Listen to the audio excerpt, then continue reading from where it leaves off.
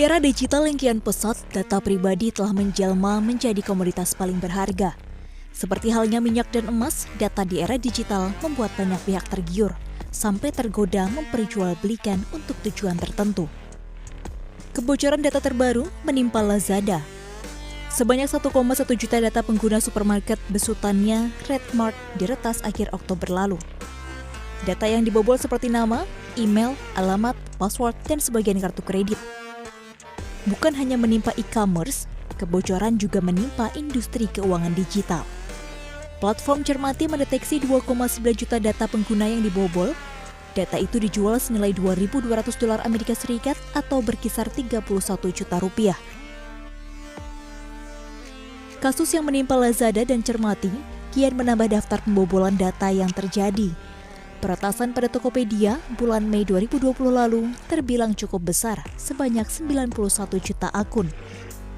Resiko kejahatan cyber, misinformasi, dan transaksi error, serta penyalahgunaan data pribadi. Apalagi regulasi non-keuangan perbankan tidak seketat regulasi perbankan.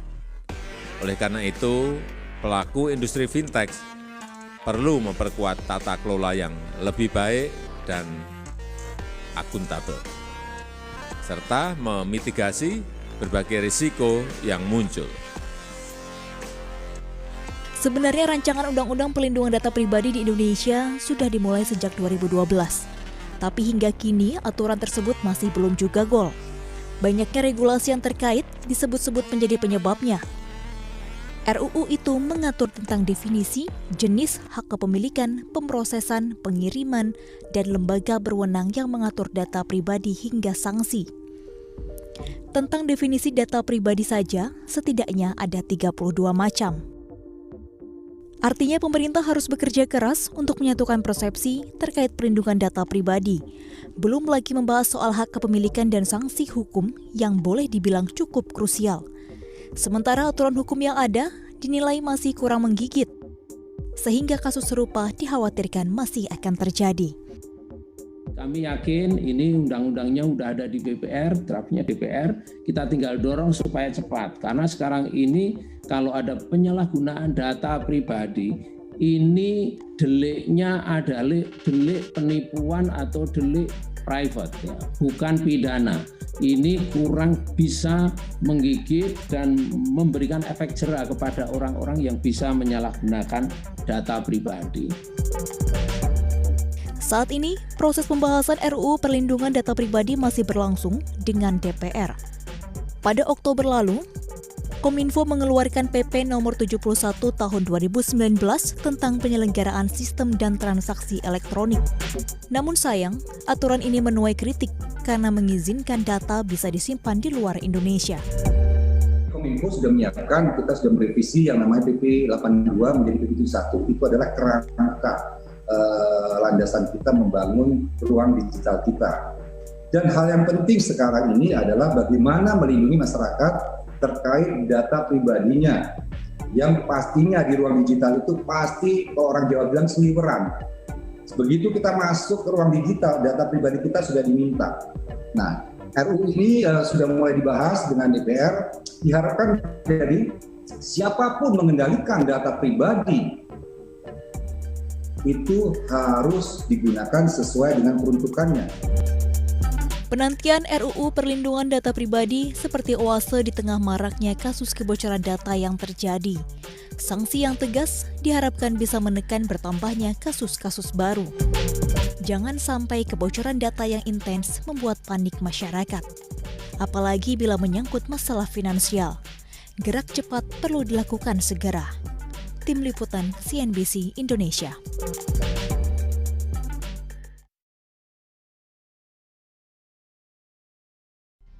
Kembali di Kompas Malam, Saudara. Polri masih melakukan kajian terkait kasus penjualan data identitas yang digunakan dalam bisnis perbankan. Meski begitu, Polri memastikan bisnis penjualan identitas merupakan tindak pidana dan bisa dijerat hukum. Karopenmas Divisi Humas Polri Brigjen Dedi Prasetyo menyatakan pelaku penjualan data identitas ini merupakan pelanggaran sehingga bisa dijerat dengan hukum.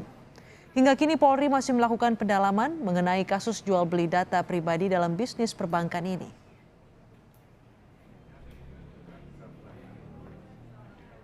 Terhadap kasus ini, Polri masih terus akan mendalami dan kita masih juga menunggu apakah ada warga masyarakat yang merasa dirugikan ya terkait menyangkut masalah kartu identitas penduduknya ya dijual oleh suatu perusahaan. Ya, perusahaan itu nanti dalam investigasi oleh kepolisian yang mengakibatkan masyarakat tersebut ya dirugikan baik secara personal, secara material maupun secara membongkar praktik jual beli data pribadi dan data kependudukan secara online. Pelaku memiliki ribuan nomor telepon nasabah hingga 50.000 nomor rekening yang diperjualbelikan secara online. Tersangka ditangkap polisi yang menyamarnya jadi pembeli di kediamannya di Depok, Jawa Barat. Ia menjual data nasabah melalui situs teman marketing. Dari tangan pelaku, polisi menyita 761.000 nomor telepon dan lebih dari 50.000 nomor rekening. Dia mengaku mendapatkan data nasabah dari pelaku lain yang masih buron. Itu sampai sekarang teman marketing itu tidak bisa diakses, sudah down. Namun kita terus dalami siapa teman marketing itu. Kemudian dia juga mendapatkan data dari seseorang yang berinisial I. Nah, ini juga sedang kita lakukan pengejaran terhadap yang bersangkutan. Enggak, dia di salah satu yang berada di teman marketing. Yang kita dapatkan itu nomor HP yang dia miliki sebanyak 761.000 nomor telepon, kemudian kredit card lebih dari 100.000 nomor kartu kredit, kemudian nomor rekening lebih dari 50.000 dia dapatkan, 64.000 dia dapatkan, kemudian NIK dan KK dia memiliki sekitar 50.000 sekian.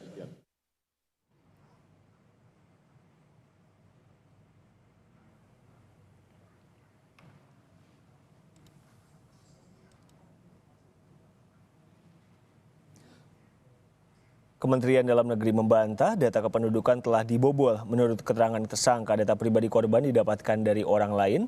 Data pribadi yang diperjualbelikan mulai dari nomor kartu keluarga hingga data perbankan. Sekali lagi kami tegaskan, alhamdulillah sistem kita terus kita jaga dan tidak diintersep. Data kita terjaga rapi dengan pengamanan fisik maupun pengamanan secara sistem. Bila memberikan data kependudukan harus tahu betul datanya digunakan untuk apa. Terutama sekarang fintech yang meminta data yang kemudian nanti bisa disalahgunakan. Fintech harus diketahui betul oleh masyarakat bahwa yang meminta data itu adalah fintech yang sudah berizin dari OJK.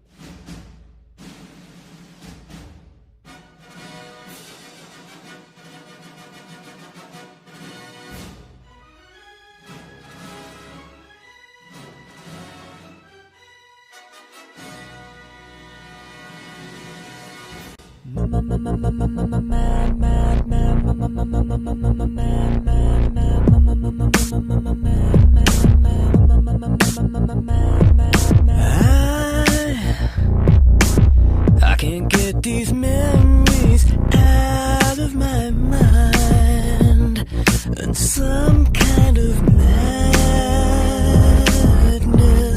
has started to evolve. Wow, this is really something. Sam, time to go to sleep. What are you doing? I'm about to go to sleep. What is this? Kopi hitam kupu-kupu, kopi hitamku semangatku, kopi hitam. Telkomsel menanggapi kasus dugaan penyalahgunaan data pelanggan Denny Siregar yang bocor ke media sosial. Telkomsel tengah menginvestigasi dugaan kebocoran ini. Selain itu, Telkomsel juga telah mengajukan laporan resmi ke Direktorat Pidana Siber Bareskrim Polri per tanggal 8 Juli 2020. Telkomsel juga memastikan keamanan informasi pelanggan telah berjalan sesuai standar.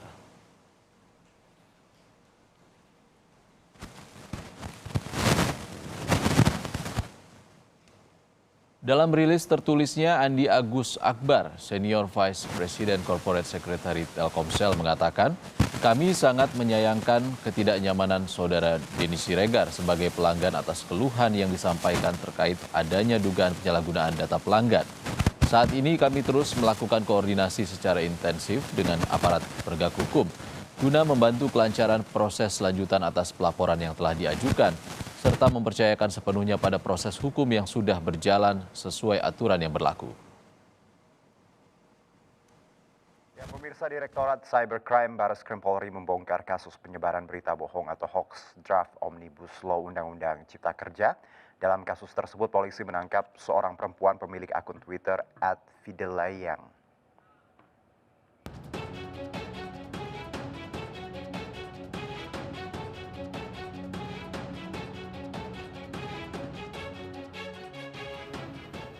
Perempuan berinisial VE terduga pelaku penyebaran berita bohong atau hoax draft Omnibus Law Undang-Undang Cipta Kerja ditangkap aparat Barreskrim Polri di Makassar, Sulawesi Selatan. Tersangka harus berurusan dengan polisi terkait postingan di akun Twitternya tentang hoax draft 12 pasal Omnibus Law yang menjadi sorotan masyarakat. Menurut Kadif Humas Polri Irjen Pol Argo Yuwono, unggahan perempuan 36 tahun di Twitter pribadinya memicu keonaran, bahkan di beberapa daerah berujung dengan kerusuhan. Selain menangkap VE, polisi turut menyita barang bukti berupa 1 unit ponsel pintar dan 1 buah kartu SIM. Tersangka mengaku menyebarkan hoax dengan motif kecewa karena kini sudah tidak lagi bekerja. Jadi dari hasil pemeriksaan memang benar yang bersangkutan melakukan postingan, menyiarkan berita bohong di akunnya, di akun Twitternya ya di sana. Motifnya karena yang bersangkutan merasa kecewa ya, merasa kecewa karena dia tidak bekerja ya, kecewa karena dia membuat hoax tersebut. Gitu. Atas perbuatannya tersangka akan dijerat pasal tindak pidana menyiarkan berita atau pemberitaan bohong dengan ancaman hukuman hingga 10 tahun penjara. Dari Jakarta, Luis Ayu, Rizky Julianto, iNews melaporkan. 2 WNI yang terlibat dalam kasus kejahatan siber internasional di Surabaya akan ditangani Polda Jatim. Sementara 91 warga negara Tiongkok dan Taiwan akan diambil alih Polda Metro Jaya. Kabid Humas Polda Jatim Kombes Pol Frans Barung Mangera menyatakan kasus penipuan online yang melibatkan 2 WNI ini akan diambil alih Polda Jatim. Selain karena WNI ini berdomisili di Surabaya, tempat kejadian perkara ini juga berada di Jawa Timur. Sementara warga negara Tiongkok dan Taiwan akan diambil alih Polda Metro Jaya. Hingga saat ini polisi masih melakukan pemeriksaan secara intensif terkait peran dan aktivitas kedua WNI itu.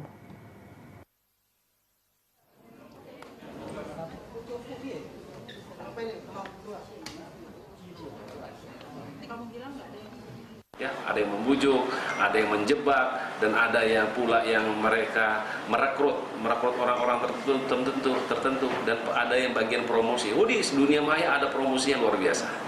Ya, promosi lebih hebat dibanding daripada di dunia nyata. Dan dari puluhan tersangka itu kan hanya 1 yang bisa berbahasa Indonesia, dan itu WNI. Itu mereka yang menyewa di tempat situ,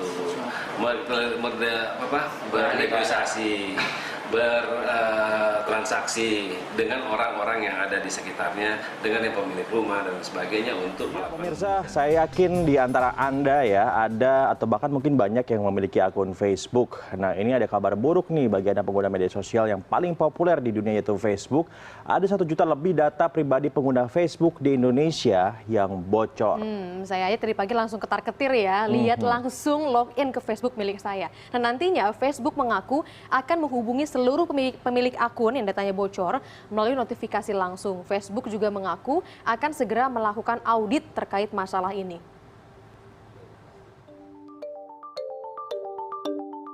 Lebih dari 1 juta data pribadi pengguna Facebook di Indonesia bocor. Hal ini disampaikan oleh seorang petinggi Facebook, Mike Scrover, yang diumumkan dalam situs resmi Facebook. Jumlah data pribadi pengguna Facebook yang bocor total mencapai 87 juta pengguna di seluruh dunia. Indonesia berada di posisi ketiga data yang paling banyak bocor setelah Amerika Serikat dan Filipina. Petinggi Facebook Indonesia Ruben Hattari mengaku, manajemen Facebook akan menghubungi secara langsung seluruh akun pengguna Facebook yang datanya bocor melalui notifikasi. Hasil audit jumlah angka pasti akun Facebook di Indonesia yang bocor akan segera dilaporkan ke Kementerian Komunikasi dan Informatika. Kami akan menginformasikan seluruh pengguna Facebook, bukan hanya di Indonesia, kalau mereka kena dampak dari Cambridge Analytica ini, nanti akan kami informasikan. Jadi kalau misalnya teman-teman di media ini belum mempunyai Facebook dan belum menerima apapun, ya alhamdulillah kalian belum kena dampaknya. Sebelumnya Menkominfo menyatakan penggunaan data pribadi yang tidak semestinya oleh penyelenggara sistem elektronik dapat dikenakan sanksi pidana. Puluhan juta data pribadi pengguna Facebook bocor melalui aplikasi pihak ketiga ke perusahaan Cambridge Analytica. Meski demikian, Facebook belum mengetahui data apa saja yang dibocorkan. Pendiri Facebook, Mark Zuckerberg, juga telah meminta maaf kepada seluruh pengguna Facebook atas kebocoran data ini. So this was a major breach of trust, and I'm really sorry that this happened. We have a basic responsibility to protect people's data, and if we can't do that, then we don't deserve to have the opportunity to serve people. So our responsibility now is to make sure that this doesn't happen again. Facebook juga mengatakan sedang membuat aturan yang lebih ketat terkait ketersediaan data personal penggunanya untuk pengembang pihak ketiga. Telkomsel menanggapi kasus dugaan penyalahgunaan data pelanggan Denny Siregar yang bocor ke media sosial. Telkomsel tengah menginvestigasi dugaan kebocoran ini. Selain itu, Telkomsel juga telah mengajukan laporan resmi ke Direktorat Pidana Siber Bareskrim Polri per tanggal 8 Juli 2020. Telkomsel juga memastikan keamanan informasi pelanggan telah berjalan sesuai standar.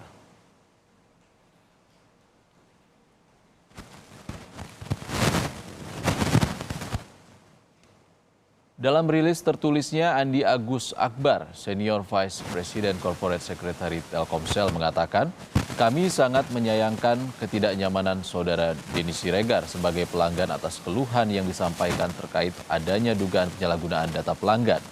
Saat ini kami terus melakukan koordinasi secara intensif dengan aparat penegak hukum guna membantu kelancaran proses lanjutan atas pelaporan yang telah diajukan, serta mempercayakan sepenuhnya pada proses hukum yang sudah berjalan sesuai aturan yang berlaku. Pemirsa, Direktorat Tindak Pidana Cyber Bareskrim Polri menangkap tersangka pembobol data pegiat media sosial Denny Siregar.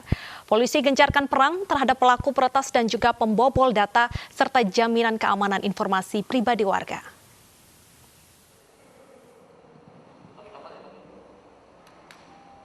Tersangka pembobol data pegiat media sosial Denny Siregar FVH digelandang petugas di Bareskrim Polri Jumat sore.